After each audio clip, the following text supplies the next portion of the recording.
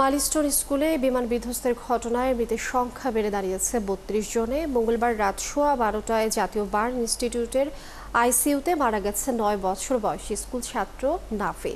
তার শরীরের ৯৫% flame burn হয়েছিল। এছাড়া দগ্ধদের অনেকেই এখনও শঙ্কামুক্ত নন বলে জানিয়েছেন চিকিৎসকরা। প্রধান উপদেষ্টার বিশেষ সহকারী অধ্যাপক ডাক্তার সাইদুর রহমান জানান, এখন পর্যন্ত শনাক্ত না হওয়া ৬টি মৃতদেহ এবং একটি পুড়ে যাওয়া দেহাবশেষ পাওয়া গেছে। সিআইডিকে স্বাস্থ্য মন্ত্রণালয় থেকে ডিএনএ স্যাম্পল দেওয়া হয়েছে। এসব মরদেহের ডিএনএ প্রোফাইলিং করা হবে। নিখোঁজদের পরিবার যোগাযোগ করলে খুব দ্রুতই পরিচয় নিশ্চিত করে পরিবারের কাছে হস্তান্তর করা হবে।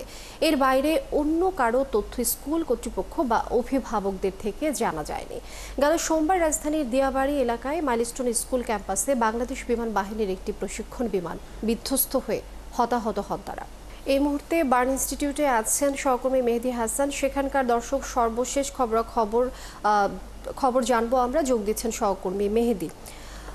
মেহেদী, আপনি বার্ন ইনস্টিটিউটের সামনে আছেন। দগ্ধদের শারীরিক অবস্থা এখন কেমন দেখছেন, আর চিকিৎসকরা কি বলছেন এই বিষয়ে? লিনিয়া, যেটা সর্বশেষ জানা গেছে জাতীয় বার্ন অ্যান্ড প্লাস্টিক সার্জারি ইনস্টিটিউটের পক্ষ থেকে, যে 3:30টায় সাংবাদিকদের সাথে কথা বলেন ডাক্তাররা, এবং এখানে আমরা দেখেছি যে সিঙ্গাপুর থেকে একজন চিকিৎসক এসছেন, তিনিও আমাদেরকে এই যে burn institute and plastic surgery যে ডাক্তাররা আছে তাদের সাথে মত বিনিময় একসাথে মিটিং করেছেন বিভিন্ন ইস্যু নিয়ে। আপনি জানেন যে এই হাসপাতালে এখন 44 জন ভর্তি আছে। এর মধ্যে তারা আজকে দিনে তাদের পর্যবেক্ষণ করেছে, তারা প্রায় অন্তত 30টা রুগীকে দেখেছে যারা দগ্ধ হয়েছে উত্তরার এই প্লেন বিস্ফোরণে বিধ্বস্তে, এবং সেখানে তারা 30 জন রুগীর উপর তারা নানান তথ্যপত্র সংগ্রহ করে একটা সিদ্ধান্তে উপনীত হয়েছে।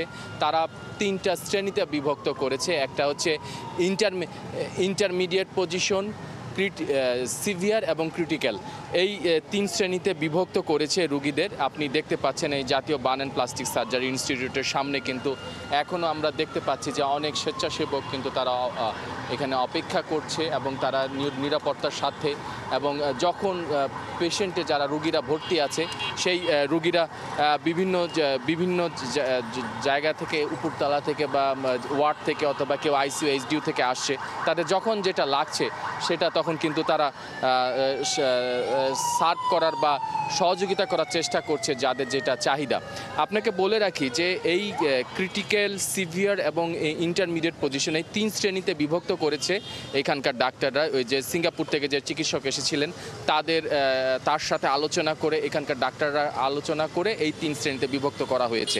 তারা ডাক্তাররা বলেছে যে এই 3 শ্রেণীতে বিভক্ত করার প্রধান কারণ হলো যাতে এই ক্রিটিক্যালে যারা ভর্তি আছে যে 8 জন, এই 8 জন, এবং সিভিয়ারে 13 জন, এবং